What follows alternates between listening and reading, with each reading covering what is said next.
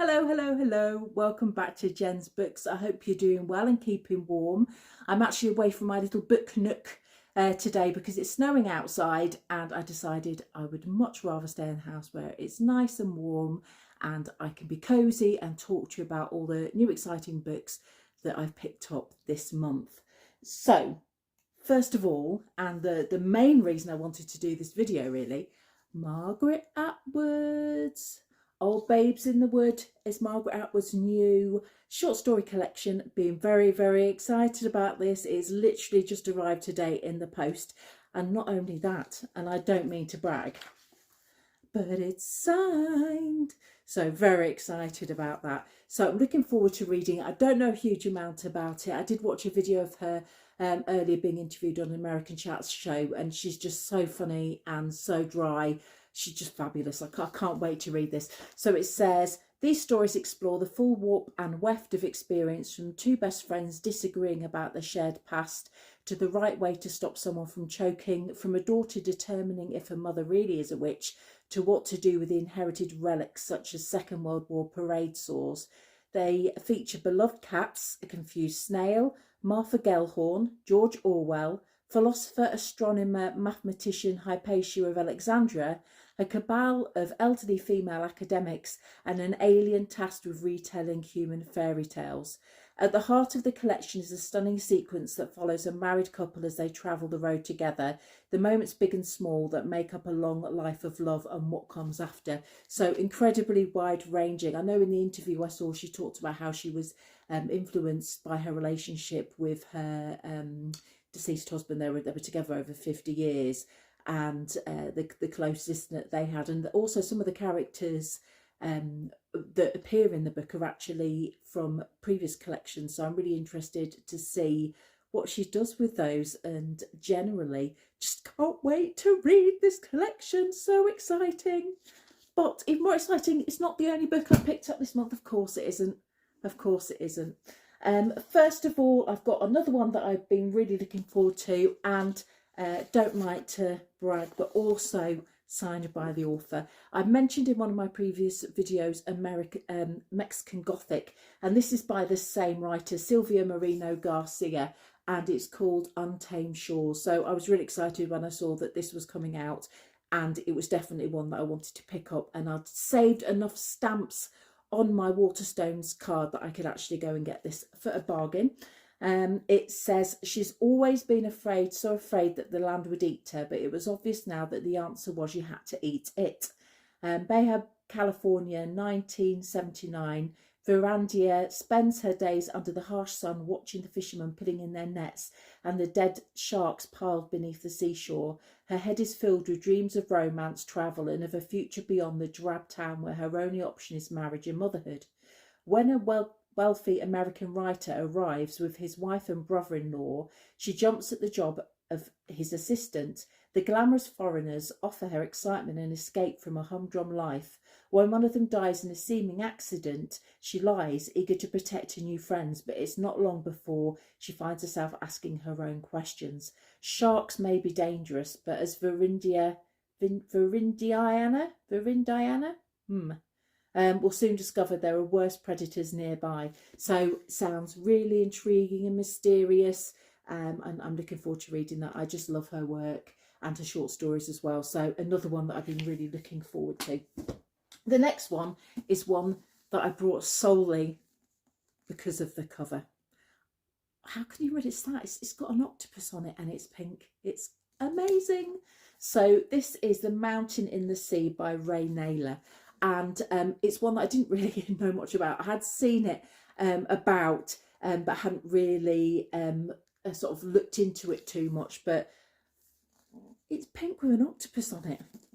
It says, when pioneering marine biologist Dr. Hart Nigel is offered the chance to travel to the remote Caudo archipelago, to investigate a highly intelligent, dangerous octopus species, she doesn't pause long enough to look at the fine print. So there's a particular tech corporation which has purchased the islands, evacuated their population and sealed the archipelago. I'm sorry, I can't pronounce that. off from the world so that they can focus on the research.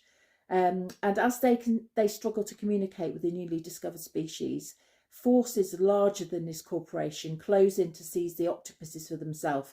But no one has yet asked the octopuses what they think and what they might do about it. So I don't know a whole lot about it, but it's about octopuses and marine biologists and words I can't pronounce on video. So what's not to love? So I'm looking forward to reading that one.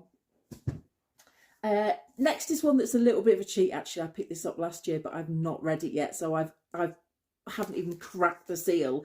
And, you know, again, I'm really sorry to, well, not sorry to say, it's another signed edition of The Rabbit Hutch. You've probably seen this if you've been in the bookshops. You can't really avoid it, by Tess Gunty, The Rabbit Hutch. And this won the Waterstones debut fiction prize last year, and I picked it up on the strength of that, really, but I haven't got round to reading it yet. It says, Blandine isn't like the other residents of her building. An online obituary writer, sounds great already, a young mother with a dark secret, a woman waging a solo campaign against rodents, neighbours separated only by the thin walls of a low-cost budget housing complex in the once bustling industrial centre of Vaca Vale, Indiana. So I'm just really looking forward to reading about it. It sounds like it's funny, it sounds like it's a comedy, but it says it's set over one sweltering week in July, accumulating in a bizarre act of violence that finally changes everything. The Rabbit Hutch is a savagely beautiful and biting funny snapshot of contemporary America, a gorgeous and provocative tale of loneliness and longing, entrapment and ultimately freedom. So sounds really good. So, you know, again, I thought if I share it with you guys, I'm going to have to read it at some point. So that's why I'm doing that now. The next couple of books are another couple that I mentioned in my secondary book challenge from What Writers Read, edited by Pandora Sykes. So the first one is the Pan Book of Horror Stories, selected by Herbert von Thal. And how could you resist that beautiful cat on the front? I do love a bit of horror, I do love a bit of gothic, as you know, and so when I came across this mentioned in What Writers Read, I had to pick it up. It says, fiendish and fantastic, specially selected for Pan, here are 22 terrifying tales of horror by such famous authors as Peter Fleming, C.S. Forrester, Bram Stoker, Angus Wilson, Noel Langley, Jack Finley and L.P. Hartley. Stories of the uncanny jostle with tales of the macabre, stories of subtle beastliness like raspberry jam, of sickening horror like The Fly or His Beautiful Hands, and of utter chilling terror like The Horror in the Museum. So this is a book that originally came out in 1959. So this is a bit more of a classic collection, but I'm looking forward to reading those and telling you what I think. And then secondly, Heartburn by Nora Ephron, which is another book that's mentioned in What Writers Read, a really short book, and it's one that remains popular. I've seen this book around quite a lot, but not one I'd ever heard of really before. It says, 7 months into a pregnancy, Rachel discovers that her husband is in love with another woman. The fact that the other woman has a neck as long as an arm and a nose as long as a thumb is no consolation. Food sometimes is, though, since Rachel is a cookery writer, and between trying to win Mark back and wishing him dead, he offers us some of her favourite recipes. Heartburn is a roller coaster of love, betrayal, loss, and most satisfyingly revenge. It sounds great. And what I didn't realise is Nora Ephron was the screenwriter of When Harry Met Sally and Sleepless in Seattle. So I'm really excited to read this now. And as I say, it's less than 200 pages, so a nice little quick read. And one more to tick off my list. The other sort of theme that I've been reading a lot of recently is dystopian writing. And so the next few are all dystopian books that I've had on my radar for a while but haven't picked up. The first one is J.G. Ballard, The Drowned World. So another older book. This was originally published in 1962. I really love J.G. Ballard's Empire of the Sun, which is kind of his memoir that was turned into a film with Christian Bale a long time ago. So I'm excited to read this. It says, fluctuations in solar radiation have melted the ice cap, sending the planet into a new Triassic age of unendurable heat. London is a swamp. Lush tropical vegetation grows up the walls of the Ritz and primeval reptiles are sighted, swimming through the newly formed lagoons. Some flee the capital, others remain to pursue reckless schemes, either in the name of science or profit, while the submerged streets of London are drained in search of treasure. Dr. Robert Kieran's part of a group of intrepid scientists comes to accept this submarine city and finds himself strangely resistant to the idea of saving in it. So yeah, sounds fantastic. I'm really looking forward to reading this. It's sort of one of those books that's always listed as a classic dystopian novel, and I know I like his writing from what I've read before, so I look forward to telling you all about that one. And another sort of iconic dystopian novel, The Road by Cormac McCarthy, another one that's been on my radar for a while but I hadn't got around to reading. In a burned out country, a father and his son head slowly for the coast with no idea what, if anything, awaits them. The landscape is destroyed, nothing moves save the ash on the wind, and cruel, lawless men stalk the roadside, lying in wait. Attempting to survive in this brave new world, the young boy and his protector have no choice but to keep walking. Winner of the Pulitzer Prize for Fiction, The Road is a story of a remarkable and profoundly moving journey. So it sounds great. Again, I can tell you when that was published, in 2006, but one, as I say, that is always sort of listed on the to read dystopian fiction novels, and that one I haven't got around to yet. So that's also on the list for March. And then another one, even shorter, Flowers for the Sea by Zinni Rocklin. Really tiny, it's like a little novella. Survivors from a flooded kingdom struggle alone on an ark. Resources are scant and ravenous sea beasts circle. Their fangs are sharp. Among the refugees is Iraxi, ostracised, despised, and a commoner who refused a prince. She's pregnant with a child who might be more than human. Her fate may be darker and more powerful than she can imagine.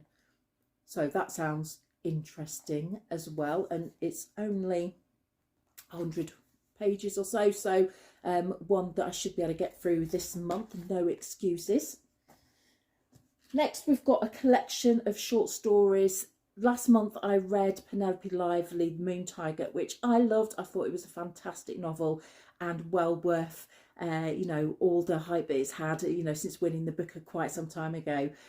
So I came across a collection of her short stories, Penelope Lively, Metamorphosis. So I thought I'm definitely going to have to read this now. It says, including new and never before published stories and forgotten treasures, the definitive selection of short stories from one of our greatest living writers, curated by the author herself. So it sounds really great. Wry, compassionate and glittering with wit, Penelope Lively's stories get beneath the everyday to the beating heart of human experience. In intimate tales of growing up and growing old, chance encounters and lifelong relationships, Lively explores with keen insight the ways that individuals can become tangled in history and small acts ripple through the generations. That sounds really good, actually. It sounds really intriguing. So I'm doing quite a lot of travel in the next few weeks. So some of these books are going to be coming along with me while I'm on the train, long train journey. So I'm going to get to read those. Next, we've got another one that I've seen or saw at the beginning of this year all over BookTube, which is If We Are Villains by M.L. Rio. I've heard this is really great, and it sounds, again, it's like a dark academia, and like The Cloisters, which I recently read, and several other books. It seems to be having its moment at the moment, this genre, which I've never heard of it, given a name before, but it works so well. There are so many books that fit into it.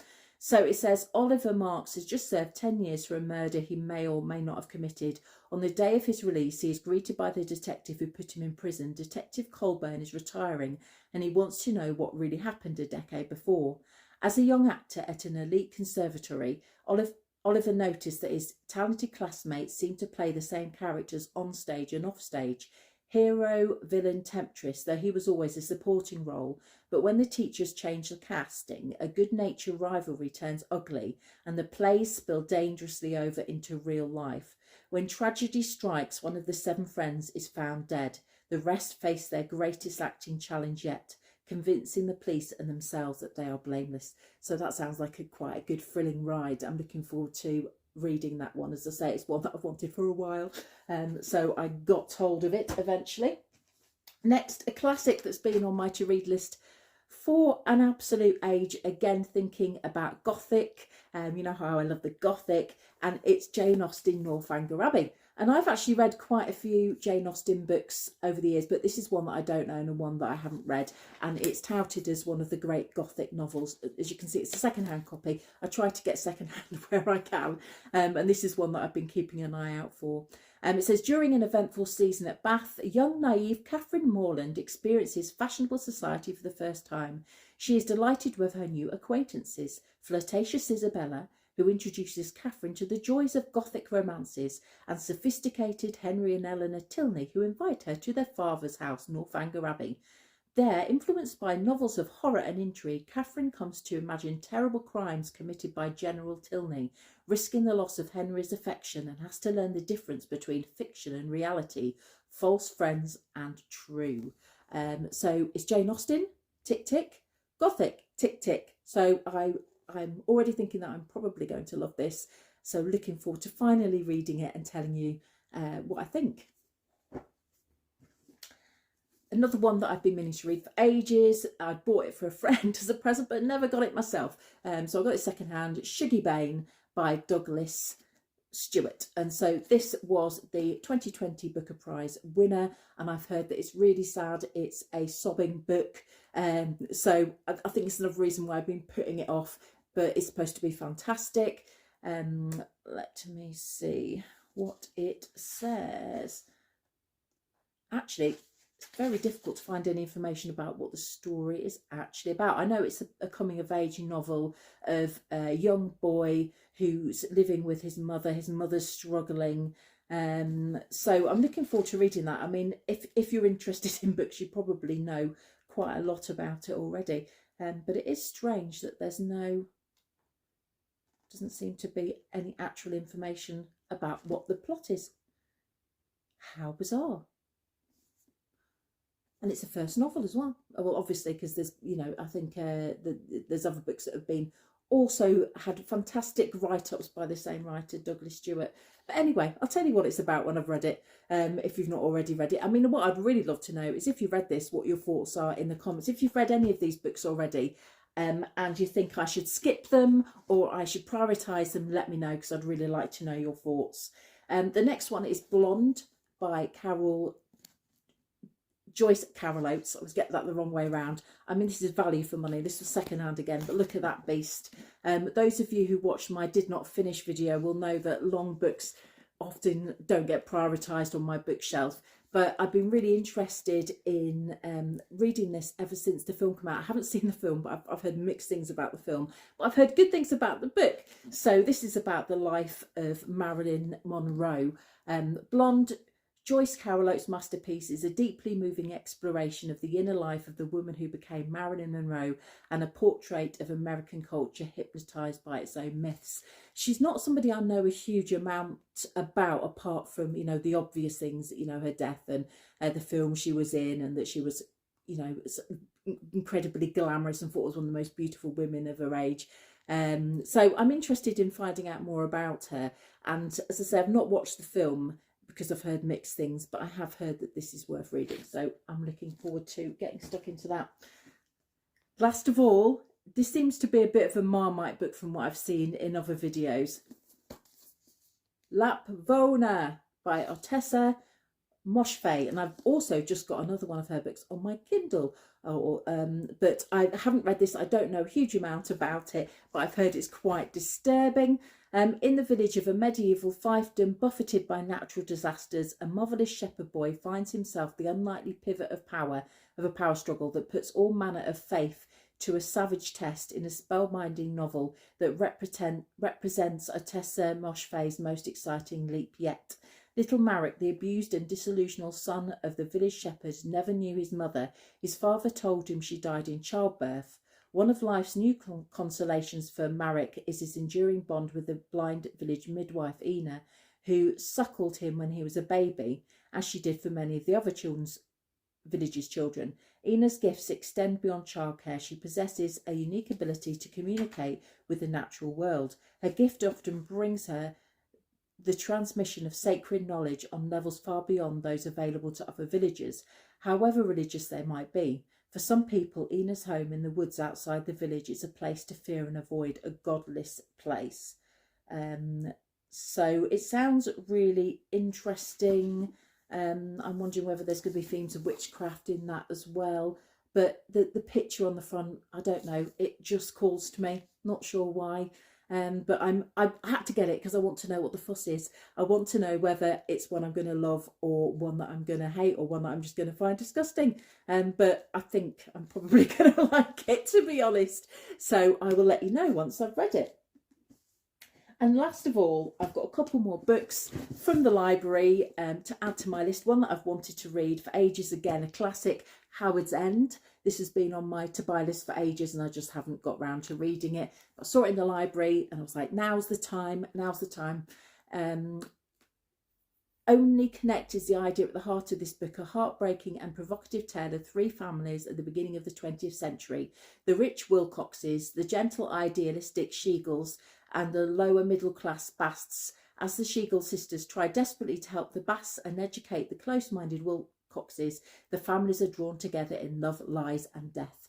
And I know I watched a film with Helena Bonham Carter a long, long time ago, can't remember anything about it. But again, it's one that people say all the time, oh yeah, one of my favourite classic novels, Howard's End. So now is the time, and I will read that and get it back to the library. Last of all, from the library, I picked up Elizabeth Strout, Lucy by the Sea. Elizabeth Strout was shortlisted for the Booker Prize last year. This isn't the book that was actually shortlisted, but I can't remember whether I've read anything by her or not before, but I've heard lots of good things. So I thought what I would do is pick this one up, give it a go, and I'll let you know what I think. Last of all, I've added a few books to my trusty Kindle. As I mentioned earlier, I'm going to be doing quite a lot of travelling this month, so it's quite handy to have that as well as some books to hand in case I run out. So I picked up a few books that were on sale and for an absolute bargain, like 99p. So I got I Am a Fan, which is one of the long listed books for the Women's Prize of Fiction. It's about a toxic affair on social media. It says, I'm a Fan tells the story of an unnamed narrator's involvement in a toxic affair, endlessly scrolling through the social media profiles of her boyfriend's girlfriend. Her obsession with the couple spirals out of control, and that's by Sheena Patel.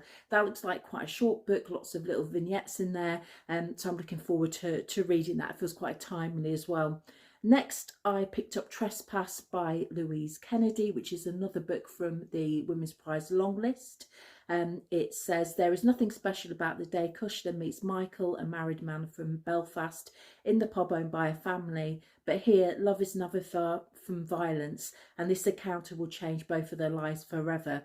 As people get up each morning and go to work, school, church or the pub, the daily news rolls in of another car bomb exploded, another man beaten, killed or left for dead. In the cast, Kushner teaches the vocabulary of 7-year-old children now includes phrases like petrol bomb and rubber bullets, and she is forced to tread lines she never thought she would cross. Tensions in the town are escalating, threatening to destroy all she is working to hold together.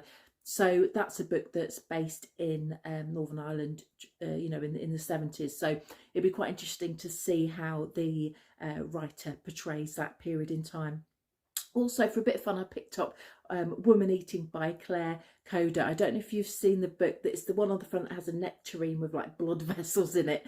And I think it's about vampires. I'm not entirely sure, but it did jump out at me. The reading says, Lydia is hungry. She's always wanted to try sashimi and ramen, onigiri and udon, the food her Japanese father liked to eat. But the only thing she can digest is blood. Yet Lydia can't bring herself to prey on humans, and sourcing fresh pig's blood in London, where she is living away from her Malaysian British mother for the first time and trying to build a career as an artist, is much more difficult than she had anticipated. So that sounds really intriguing to me.